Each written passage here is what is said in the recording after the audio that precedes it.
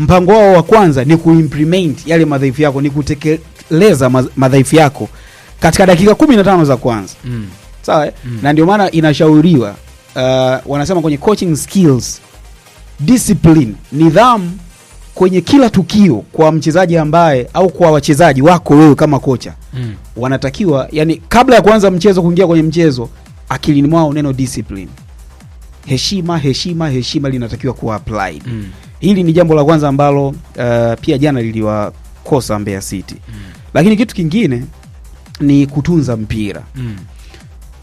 Unaposhindwa kutunza mpira Omari, na yani kutunza inawezekana ni kuumiliki wakati unaanza build up, unapoanza kujenga mashambulizi, si ndio Ndio. Unaposogea, unapovuka transition eneo la katikati mpaka kufika juu, sawa, kwenye final line, kwenye eneo la opponent wako. Sasa Mbeya City jana walishindwa kuutunza mpira. Na unaposhindwa kutunza mpira, tafsiri yake ni nini? Ni maana yake wewe unakaribisha mashambulizi kwenye eneo lako la mwisho, sawa, kwa kiwango kikubwa zaidi. Na kama unakaribisha mashambulizi kwenye eneo lako, maana yake ni kwamba unahitaji kuwa na usahihi mkubwa zaidi kwenye kuvumilia maumivu ya wewe kulazimishwa kufanya makosa ambayo yanatoka kwa mpinzani. Ndio, yanatoka kwa mpinzani. Sasa tujiulize, kwa mfano jana angalia backline ya klabu ya Mbeya City, si ndio namna ambavyo mwalimu alivyokuwa anacheza, Mwalimu Pedro, mimi alinifurahisha sana kwa sababu kuna muda unatakiwa ucheze, yani hata opponent wako ashindwe kuelewa yani mpango kazi wako ulikuwa ni upi. Sasa kwa mfano jana ulikuwa unamuona Pacome pamoja na Max. Kuna nyakati mwalimu kama alikuwa anacheza na namba 12. Sasa unapocheza na namba 12 kwa opponent ambaye ukimwangalia level yako ya ushindani haifanani, maana yake wanawekeza nguvu kubwa zaidi kwenye kuziba mianya kwenye eneo la katikati ili msiruhusu penetration passes. Sasa ukiziba mianya ya katikati, watu wanaofanya overlapping, wanaokimbia, muangalie Mohamed Hussein, mtizame Israel Patrick Mwenda, wanapata njia ya kukimbia kwenye mabawa.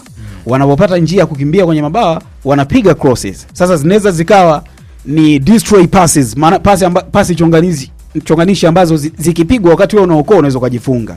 Ama zinaweza zikawa ni V crosses ambazo zinadondoka kwa usahihi na kinachobaki wewe tu kama mtu ambaye uko kwenye final line kuamua na kupata matokeo.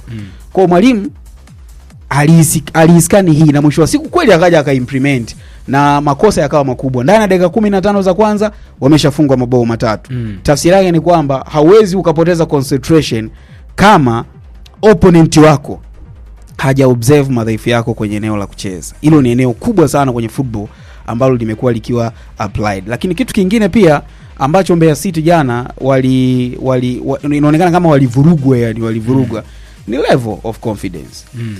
Kwa maana ya namna gani unajiamini, kwa sababu kwenye kujiamini utajua wakati gani utoe pasi ya aina gani, lakini wakati gani wewe unawajibika kwenye kuzuia, sawa, kwa ushirikiano mkubwa. Nitakupa mfano. Ndio. Wakati jana hii highline ya Young Africans, kwa maana tuseme defensive line ya Young Africans, Bakari Nondo Mwamnyeto, Ibrahim Baka, Mohamed Hussein, Israel Patrick Mwenda. Kuna muda hawa wakicheza highline unaona wote wako kwenye mstari mmoja. Wakicheza kwenye backline wote unaona kwenye mstari mmoja. Wakivuka transition wote unaona wamevuka nini? Wamevuka transition. Transition ni kuvuka eneo la katikati ya kiwanja kwa lugha rahisi. Maana ukimwambia mtu transition inawezekana asielewe. Watu wanaweza tukawa tunavurugwa. Maana yake unakuwa upande wa pili. Yaani Swahibu ushoe kuvuka nusu ya kwako huko nusu nyingine ya uwanja. Nitakupa mfano, ushoe kutizama mchezo. Yaani timu zinacheza eneo moja tu. Yaani nusu ya timu iko juu. Sawa, kama unakumbuka wakati tunacheza na timu ya taifa ya Morocco, Tanzania, namna ambayo tulikuwa tumeanza ile game. Muda mwingi sisi tulikuwa tunacheza kwenye highline. Yaani mabeki wetu Kapombe, Bakari Nondo, Ibrahim Baka, Mohamed Hussein walikuwa wanachezea karibu na eneo la katikati ya kiwanja. Na kuna muda tulikuwa tunaenda hadi kwenye zone, kwenye eneo la opponent. Sasa tukizungumzia transition ni kuvuka eneo, yani unacheza eneo la pili kwa sababu kiwanja kimegawanyika kwenye mita let's say 50 kwa 50 ama zile ambazo unakuta viwanja 55 kwa 55 au 60 kwa 60, maana kuna viwanja vinatofautiana ukubwa. Kwa hiyo sasa kilichotokea kwenye highline wote unawakuta wako juu kwenye highline. Sasa ukishakuwa kwenye highline maana yake ni nini? Nondo wanachoangalia kwenye scanning kwenye counter attack.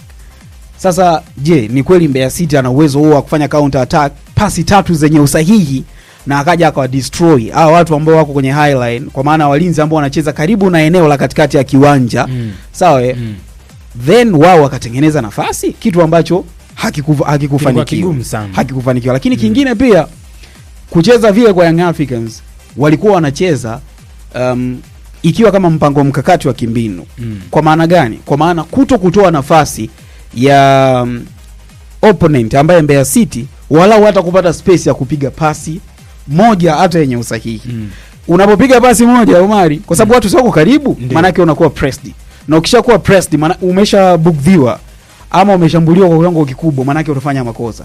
Ukifanya makosa watu wanaweka kwenye njia, wanakufunga ndani ya dakika 10 ufunga goli 3, shughuli inapotea. Imemalizika. Na kwa kulitizama ile kwa kumalizia hapo, jana Hussein Masalanga angeweza kwenda hata Mlimani City kwenda kuenjoy tu, kununua yani kula vitu, au ule msemo wa zamani angeletewa gazeti akawa anapitia, angekaa pale, yes, na angekuwa anasoma bila kufanyaje. Kwa sababu gani? Kwa sababu mpinzani hakuwa na uwezo wa ku-unlock plan ya Young Africans. Sasa mwalimu inawezekana yeye alikuwa ameliona hilo kiufundi, lakini huwa linabaki jambo kwenye utekelezaji wa wachezaji sasa ndani ya kiwanja, kwamba haya wachezaji ni mko tayari, ingieni sasa mfanye ambacho mnaweza kukifanya, shughuli inakuwa ngumu. Mimi mchezaji ambaye alinifurahisha jana kwenye upande wa Mbeya City ni kijana mmoja anaitwa Mwami Willy. Yes. Ni miongoni mwa vijana wazuri of course ambao kama akipata mentors wazuri kwenye football na akaendelea kuaminiwa, ana uwezo mkubwa sana wa kukua, kwa sababu mchezaji ambaye ana anticipate, yani mtu ambaye ananusa wakati gani afanye nini, na akikifanya hicho kinakuwa kwa usahihi. So obvious kwenye football, yani tunasemaga kwamba huyu ni mchezaji ambaye anatakiwa aongezewe vitu tu vya kiufundi ili awe na usahihi wa tukio la mwisho ambalo ndio huwa linabeba furaha. Kwa sababu kwenye mpira wewe unaweza ukaokoa hata huku kwako, yani mpira uko unaingia golini. Lakini Frank akaja akafunga goli. Watu wote ukumbuka wewe, atakuja wamkumbuke Frank, kwa sababu mpira unaamuliwa na matukio. Na tukio la mwisho ambalo linabeba furaha kwenye football ni tukio la scoring, tukio la kufunga. Na ndio maana wafungaji kokote duniani wanalipwa fedha nyingi sana, lakini pia na wanalipwa wanakuwa cared, yani tuseme wanapewa kama ni hifadhi ama wanajaliwa sana, kwa sababu ndio tukio ambalo linaamua kwenye football. Na hata tuzo ndio wanachukua nyingi. Ndio maana tukitazama Ballon d'Or ni wawili tu ambao hawajaichukua, ambao wamechukua nje ya washambuliaji ama kiungo mshambuliaji. Itizame talent ama kipaji cha mtu kama Allan Okello. Tizama namna ambavyo Okello ana uwezo wa kunusa hatari. Wakati gani akulazimisha wewe kufanya makosa, lakini wakati gani akulazimisha wewe kubaki chini. Si ndio? Kwa maana yani tukisema chini maana yake wewe ulinde zaidi, usisogee juu, more defensive. Yani wewe maana yake hutaki kuvuka hata mstari wa nini wakati kati. Sawa? Sasa kwenye majukumu yote hayo, yani kwenye masuala ya kiufundi Omari, alafu bado ukamuona mchezaji walau Omari pamoja na Frankie amekulipa wewe walau hata kwa 25% kwenye 100% kwenye football. Unapaswa kumpa discipline kubwa. Unatakiwa kumheshimu kwa kiwango kubwa. Kwa sababu gani? Kwa sababu kwanza, yani jukumu lake la kwanza ni more defensive. Yeye jukumu lake la kwanza ni kulinda. Na kulinda maana yake kutokukupa nafasi wewe, yani kutokumpa nafasi Allan Okello kwenye kutengeneza nafasi. Ndio kuna chance created ambazo zilipatikana, ambazo ukizitizama lilikuwa ni kosa la timu, sio kosa la mchezaji mmoja. Kwa sababu kuna moves zingine ukishafanywa pressing na umefanya makosa, si ndio? Maana yake mpango wenu ulikuwa kuanzia chini. Na kama ulikuwa kuanzia chini, maana yake ni plan ya team, si ndio? Na kama ni plan ya team sasa, maana yake ile ni kosa ambalo tunalidescribe kama ni kosa la team kiufundi. Kwa sababu kwenye football huwa hakuna kosa la mchezaji mmoja.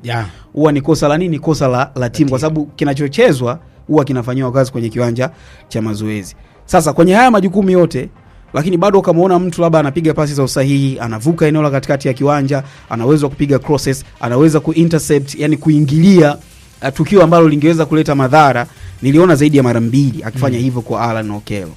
Maana yake ni kwamba anastahili kupewa pongezi. Sawa na ukilinganisha kwamba wachezaji wetu wengi wamekuwa kwenye misingi ambayo tunasema sio misingi sahihi ya kimpira. Kipaji tu kimemsogeza pale, pengine alikuwa na vitu vingine. Yes, hizi added point, yani alama ambazo zinaongezwa za kiufundi kwao huwa zinakuja pia kwa kuchelewa, kwa sababu nature ya binadamu huwa kuna umri ambao ukifikia kwenye football, yani kuanzia miaka 18, 19, 20, hapo unaweza ukaelekezeka na ukaelewa vizuri. Lakini ukishaanza kuvuka hapo umeshaanza kuwa matured. Sasa wewe unajua bana, mimi nachezaga hivi na maliza hivi. Kwa mwisho wa siku mwalimu akija akakubadilisha, wewe hautaki kubadilisha hivi, kwamba tunaanzia chini, na tunapoanzia chini kitu cha kwanza unatakiwa wewe na usahihi wa pasi yako, vision yako, maono yako wewe kutoka eneo moja kwenda eneo jingine yako sahihi kiasi gani? Sawa. Sasa wewe ushazoea mzee, ngoma ikija unaitupa juu. Wewe unapokuja naona rudisha. Kwa hiyo hilo ni jambo jingine la muhimu sana. Kwa hiyo ni kijana ambaye alinivutia sana.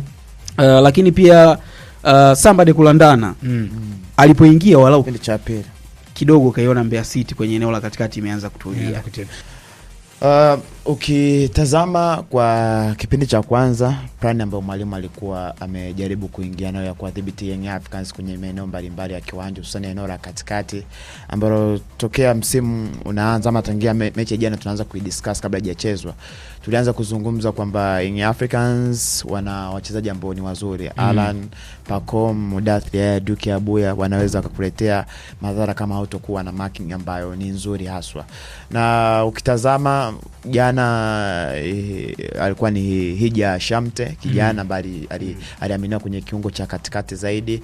Alipewa kazi kwamba hakikisha wao kina Mudathir haya pamoja na Maxim pia Zengeli ambao jana walikuwa kama engine ya team wasiweze kutembea, lakini uliona kijana aliweza kuzidiwa zaidi, na kitu ambacho maybe nafsi nilikiona kama changamoto ambayo mwalimu hakuigundua mapema, alikuja kuigundua hapo baadaye.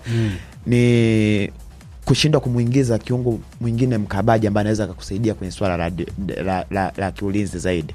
Nilimtazama Abdallah Omar Kulandana alivyoingia kipindi cha pili, utulivu uliongezeka zaidi. Ndio maana hata wao Young Africans waliweza kuscore goli moja pekee ambalo liweza kufungwa hizo dakika za baadaye. Lakini tazama Kulandana kabla hajaingia kiwanjani, Mbeya City yawezekana hata kipindi cha kwanza walikuwa wanastahili kuadhibiwa hata magoli 7 kuelekea hata 8. Maana katikati Hija Shamte alikuwa amezidiwa, kila kitu ambacho alikuwa anajaribu kukifanya kilikuwa kinashindikana. Ndio maana alipokuwa anachukua mpira kutokea kwa Kelvin Pemba ama David Mwasa ambao alikuwa ni mabeki wake wakati, alikuwa anashindwa sehemu ya kupeleka mpira. Kila akipeleka mpira tayari unakuta kuna security Young Africans wameshaweka.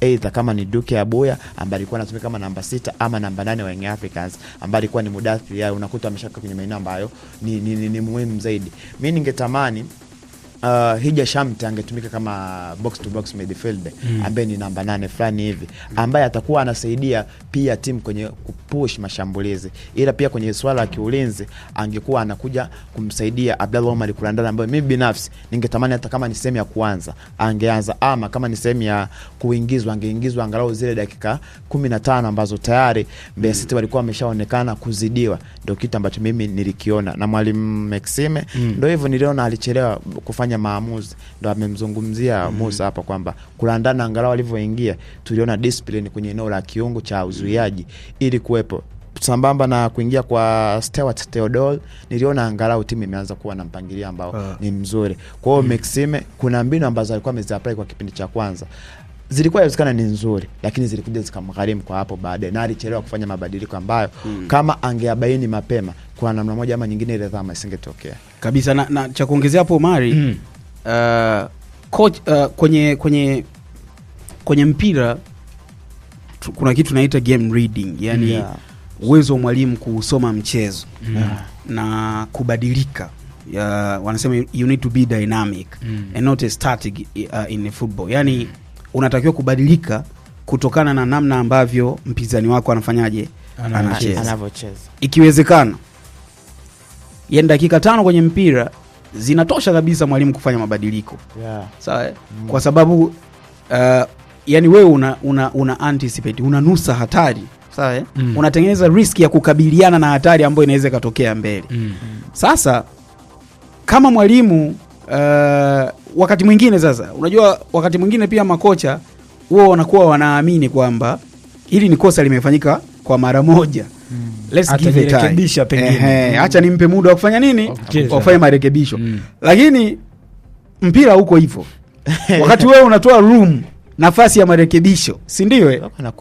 Wakati huo tayari huyo mchezaji anarudia kufanya kosa jingine au timu inafanya makosa mengine tena. Ikishafanya kosa umefungwa. Ukishafungwa maana yake uko nyuma. Na miongoni mwa vitu ambavyo mwalimu Pedro vilikuwa vinamwangusha katika game nyingi ambazo amekuwa anacheza ni kumruhusu mpinzani anayecheza naye sawa kumiliki mpira baada ya nyakati ya yeye kuwa anaongoza anaongoza. Fanya utafiti wako kwenye game nyingi ambazo mwalimu Pedro amekuwa akicheza. Opponent Yanga akifunga goli, opponent kuna nyakati anaochukua mchezo. Na anapochukua mchezo hapa ndiko ambako unakuta sasa kinachokuja kuamuliwa ni tunaita tactical awareness. Opponent mpinzani wachezaji ile tactical ability yao, uwezo wa kuhimili makosa wakati wanatengeneza nafasi kwa mpinzani ambaye ni mpinzani mwenye uwezo mkubwa ndani ya kiwanja. Uko vipi? Fanya unaweza kuchukulia mfano kwenye game ya Young Africans dhidi ya TRA. Si ndio Lakini pia ambayo imepigwa Arusha. Yes. Ukitizama ile game utaona kwa sababu level ya quality haina utofauti. Kwa hiyo kama level yani ile tactical ability alionayo tuseme tuchukulie mfano mchezaji gani wa Singida? Ramine. Yes. Yes. Nenda kwa Pakome. Just a match, yani wanakaribiana kwa sababu huyu ni kwamba huyu amepata nafasi ya kucheza Singida lakini huyu yuko Young Africans. Lakini ukimchukua ukimweka pale sio kwamba hawezi kupata nafasi. Anapata. Sasa ability, uwezo binafsi wa mchezaji, awareness wakati timu inaongoza. Sasa hili kosa ndilo ambalo pia limekuwa likimgharimu mwalimu. Naamini atakuwa amebadilika kwa sababu ukiangalia kwenye game ya Pamba alifanya vizuri, kaongoza na hata kuongoza lakini bado alikuwa ana possession yake, kumiliki mpira ilikuwa bado iko nafasi yake kubwa. Njoo kwenye game hii ambayo amecheza na Mbeya City. Sawa Lakini ukiangalia kwenye game ya TMA inawezekana tusimhukumu sana mwalimu kwa sababu ni timu ya daraja la kati na walikuwa wanafika sana, wanagonga sana na nini, na professional players wengi wao hawaenjoy wacheza yani mpinzani ambaye anagonga sana kwa sababu wanaogopa sana injuries, majeraha ambayo anaweza kaweka muda mrefu. Kwa sasa lazima tukubali kwamba mwalimu lilikuwa jambo linamwangusha, lakini mimi naona jana kama amelifanyia kazi sana, na hii tunaweza tukaichukua kama assignment ya kuendelea kumfanyia follow up mwalimu Pedro. Je, hizo games zingine ambazo zitakuwa zinakuja kama ikitokea ameongoza mpinzani anauchukua mchezo na kama akiuchukua manake inawezekana jana tu ni udhaifu wa Mbeya City wenyewe ndo ambao umewaangusha kiasi kwamba ameshindwa kutengeneza uwezekano na mambo yakawa mabaya zaidi kwake. Anacheza tu amalize muda, asepe msimu unaofuata awe timu nyingine. Lakini leo tunavyozungumza na assist 5, si ndio? Na alihusika pia kwenye mechi iliyopita, kwa maana hapa namzungumzia Elim Panzo ambaye alipiga cross ile mchezaji wa Fountain akajifunga. Alihusika japo hiyo huwezi kuihesabia maana wamejifunga wenyewe. Alan Okello wakati anafika naye alikuwa anatazamiwa kama mchezaji wa juu sana, lakini baadaye akaenda anashuka. Baada ya kushuka ameanza kupanda. Kwanza inawezekana namna ambavyo alikaribishwa ilimuathiri pia ama ni ligi aliyotoka. Kitu ambacho naweza kukizungumzia kuhusu Starboy wa Young Africans Alan Okello ni mazingira. Mazingira ya Uganda na ligi yetu ni tofauti kabisa. Ndio maana mtu anaweza kama ametoka Uganda amekuwa top scorer kamita kwenye ligi yetu akaanza kwa struggle zaidi. Tuna hiyo mifano. Juma Balinya alitoka kule akifanya vizuri alivyoletwa na Young Africans. Inawezekana hata magoli mawili kwenye ligi kuu soka Tanzania bara. Juma Balinya si ndio alikuwa top scorer kule alikokuwa ametoka Uganda alivyokuja hapa Tanzania mambo yakawa magumu. Na ukitazama Alan Okello kwa pale Uganda amecheza misimu isiyopungua 3. Kuna msimu ambao alianza akaondoka akaenda pale nchini Algeria, ilikuwa ni coach ya kama sio ni Oran, Oran Football Club, na alisajiliwa, ila baadaye maisha ya Algeria yalikuwa magumu akarejea pale kwa Uganda.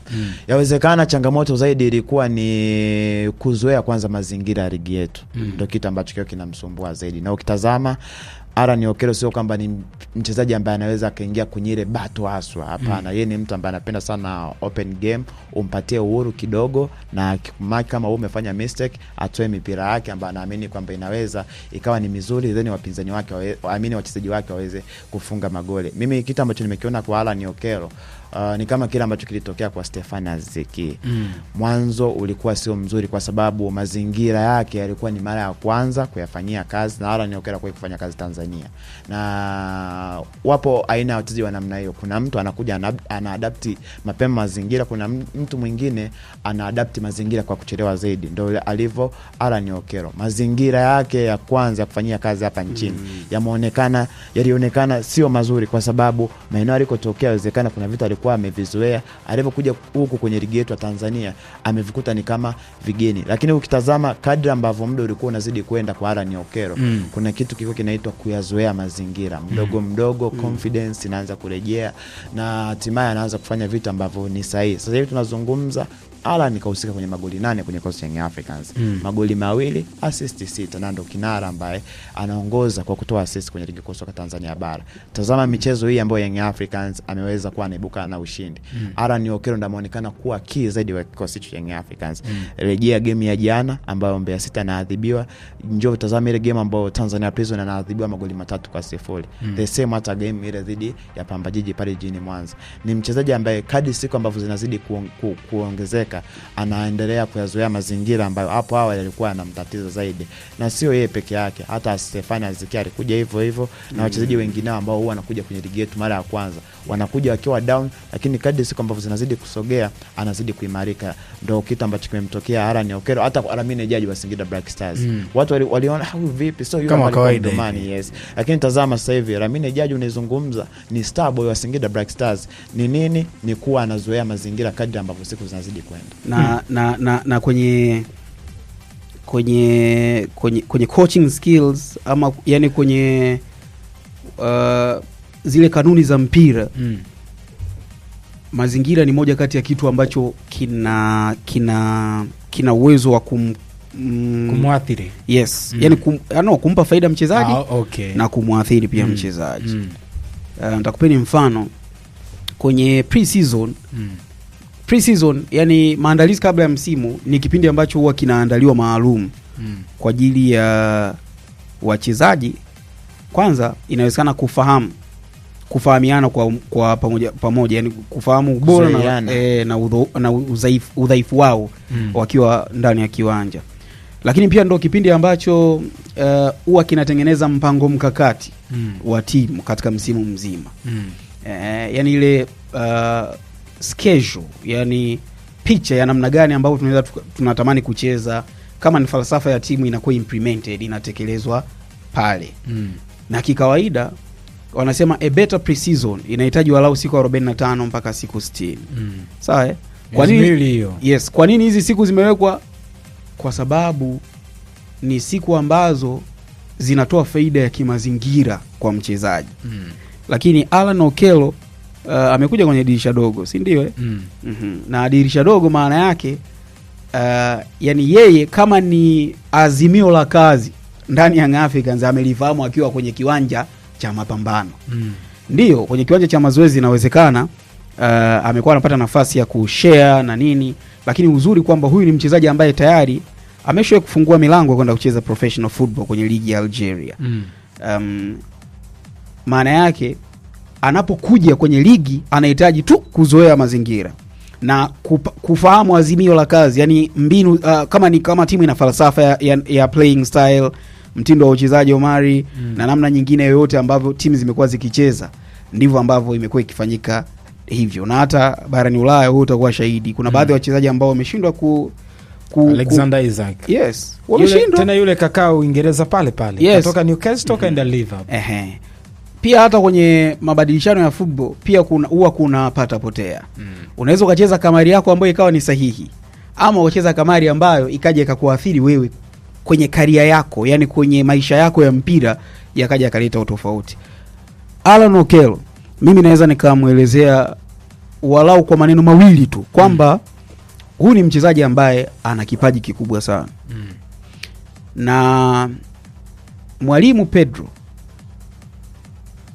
nje ya kumwamini Pacome Zouzoua, kwa sababu ukimtizama Pacome ndo mchezaji ambaye anaonekana kuibeba nembo ya playing style ya timu, wakati gani timu icheze vipi, iendaje kwenye swala la chance creation, yani namna ya kutengeneza nafasi na nini. Nafikiri mwalimu Pedro Goncalves ndio anayo nafasi ya kuitengeneza pia plani yake au plani ya timu yake kwenye kumwamini mchezaji wa kwanza kwamba huyu ni top player wetu wa timu. Sawa Lakini kumwamini mchezaji wa pili, huyu ni top player wetu wa timu, ambaye mimi kiukweli kwa sasa hivi ndani ya Young Africans namuona Alan Okello ana sifa ya pengine kupitia talent alionayo kwenye kuamua mchezo au kuamua kwenye matukio makubwa zaidi ambayo yamekuwa described kwenye mchezo, ambayo yamechanganuliwa kwenye mchezo. Ukimuondoa Pacome Zouzoua, mtoe na Alan Okello kwenye namna ambavyo hao watu wamekuwa wakilazimisha kwenye kutengeneza nafasi ndani ya Young Africans, ni nani mwingine ambaye tunamtizama ambaye ana uwezo huo? Mtu ambaye anaweza kalazimisha. Maana yake timu yoyote lazima iwe ina watu ambao Omari unasema huyu ni chaguo langu la kwanza kwenye kuisaidia timu. Lakini hata iwe ni kwenye open play ama kwenye close play, yani ni kama mfano timu za kaskazini mwa Afrika ambao zinakuja kucheza na timu za Tanzania kwenye mashindano ya kimataifa. Wakija hapa ni more defensively, yani wanazuia kweli, ni kuziba njia kweli. Sasa unahitaji kuwa na wachezaji wa aina hiyo kwenye kuhakikisha wanakuzibulia njia pale ambapo njia zimezibwa. Na hao ukienda kwenye club ya Young Africans, mimi namuona Pacome Zouzoua, sasa hivi pia Alan Okello unamuona, kwa sababu energy yao iko kwenye more skills. Na haiwezi kuwa mapema sana, inategemea na pia na aina ya mchezo. Ukirejea kwenye mchezo dabi ule mchezo wa dabi, Alan Okello pia alipata nafasi. Pacome akwepo. Kwa nini nakwambia hivyo Omari? Mimi Okello nimeanza kumpima kwenye reaction ya matukio makubwa tangu Yanga anacheza game yake na Al Ahly ugenini. Okello alitengeneza nafasi 2. Ndio. Kwenye kwa sababu ilikuwa ni closer play ya Al Ahly kwenye defensive. Una wachezaji ambao wana top class au tuseme daraja la juu kwenye kutambua nikifanya hivi kosa hili litatokea. Natakiwa nifanye hivi ili kuziba mianya. Lakini Alan Okello alitengeneza 2 chances. Sawa, mechi ngumu ambazo ukizitazama ni wanasema ni tactical, ni nafasi ambazo zimeamuliwa kutokana na uwezo wa mchezaji. Sasa kama umeweza kutengeneza nafasi 2 kwenye closer play, yani kwenye eneo ambalo opponent ametengeneza ugumu sana kwenye kuzuia, huwezi kushindwa kucheza na timu za daraja la kati. Mimi sitaki nitaje timu hapa kwa sababu unaweza kuitaja timu mwalimu akakusikiliza au anasema kwa sababu kwenye coaching skills kaka, unaambiwa you have to accept, unatakiwa kwanza kukubali kwamba mimi nakwenda kucheza mpira.